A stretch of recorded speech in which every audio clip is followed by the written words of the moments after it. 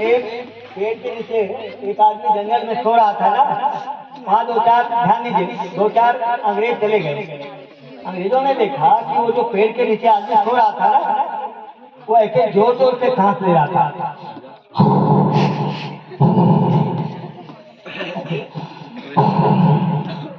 रामलीला में देखा होगा आपने, वो कुंभकर्ण होता है ना, ऐसे जोर जोर से सांस ले रहा था।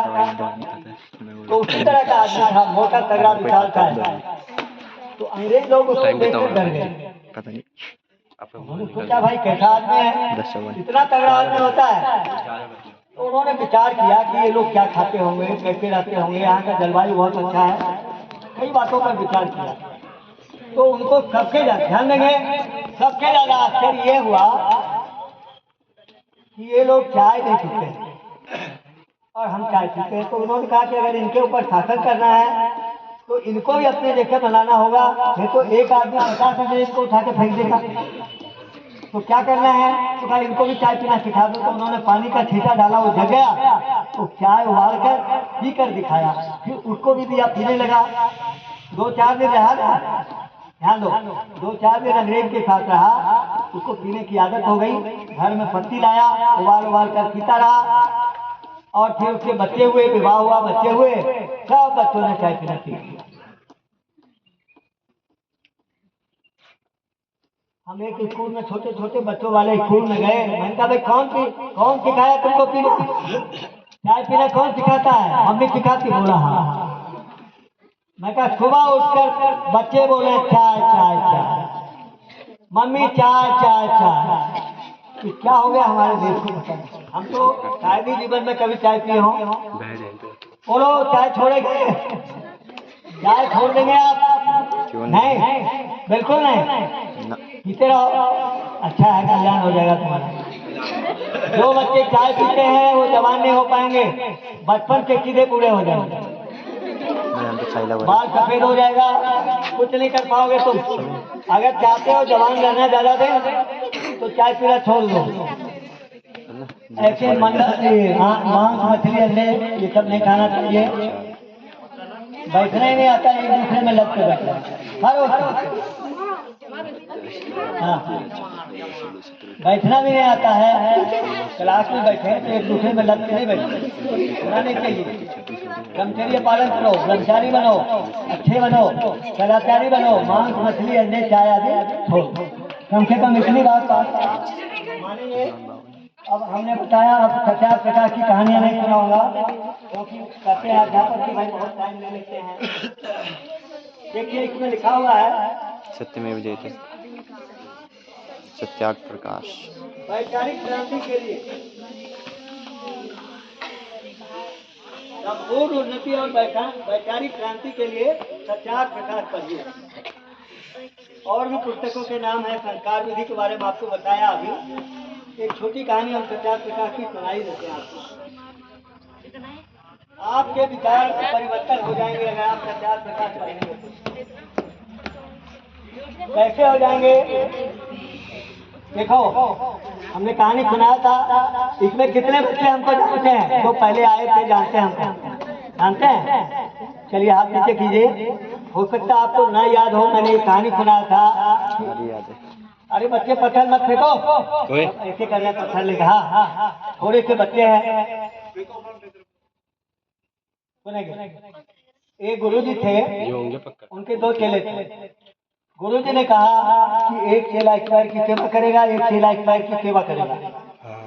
दोनों चेले अपने अपने हिस्से के गुरुजी के पैर की सेवा कर रहे थे। तो गुरुजी को कोई बात याद आ गई, उन्होंने एक शिष्य को, एक चेला को भेज दिया, जाओ बाजार से सामान लेके आओ, और दूसरा अपने हिस्से के पैर को दबा रहा, सेवा कर रहा।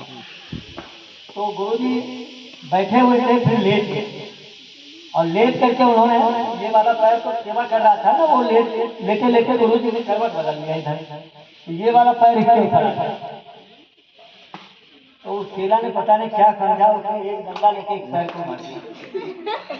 अब मारा तो गुरुजी ने कहा ये क्या कर दिया, पैर फूट गया, चोट लग गई बहुत जोर, फूट गया। दूसरा चेला आया, बोला गुरुजी मेरे पैर में क्या हुआ? जो हुआ था उन्होंने बताया कि इसने इसको मार दिया, उसने भी एक डंडा लेके इसको मार दिया, और उसने इसको मारा, उसने इसको मारा, फिर उसने बहुत कोलाहल हो गया। गुरु जी चिल्लाने लगे, बूढ़े थे, बहुत से लोग आए, छुड़ा दिया उनको, अलग अलग किया कि भाई ये क्या कर रहे हो। तब एक आदमी को समझ में आया कि अरे दोनों चेले मार रहे हैं गुरु जी को, तो उन्होंने छुड़ा के अलग कर दिया। क्या बात है भाई, क्यों मार रहे हो? तो उन्होंने समझाया कि तुम चाहे इस पैर को मारो या इस पैर को मारो, चोट तो तुम्हारे गुरु को लगती है, मैं भी तुम्हारे इतनी बात भी नहीं समझते। बस तो ये कहानी स्वामी दयानंद ने प्रचार प्रकाश से क्यों लिखा? इसलिए लिखा कि आपके अंधकार दूर हो जाए। जैसे एक गुरु की सेवा में चेलाओं ने नाटक किया, ऐसे ही परमात्मा एक अखंड सच्चिदानंद स्वरूप, एक ही परमात्मा के रुद्र शिव विष्णु गणेश आदि अनेकों नाम है, माता भी है, वो पिता भी है, गुरु भी है। तो उसको नहीं समझकर एक आदमी ने कहा कि शिव जी बड़ा है, एक ने कहा गणेश जी बड़ा है, एक ने कहा देवी बड़ा है, एक ने कहा देवता बड़ा। तो ऐसे करके एक ने बड़ा बताया, दूसरे ने छोटा। इस प्रकार से हमारे देश में टूट फूट हो गए। ईश्वर एक है। कहते हैं महाभारत युद्ध के बाद इस देश में दो परिवर्तन हुए। पहले भगवान दुनिया को बनाता था, अब लोग ही भगवान को बनाते हैं।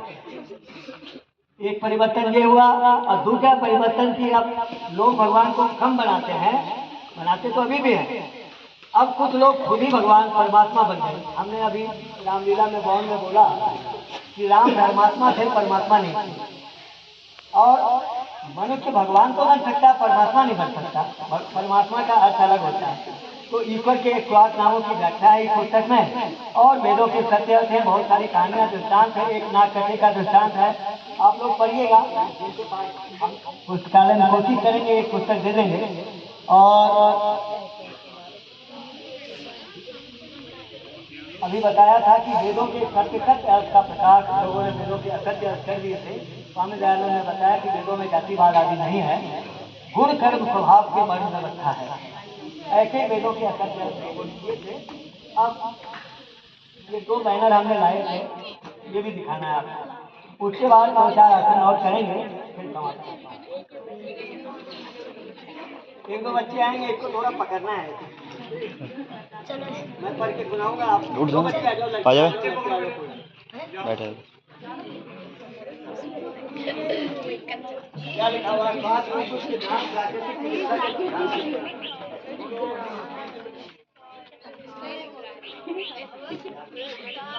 बनाओ, छोटे छोटे वीडियो बनाया था।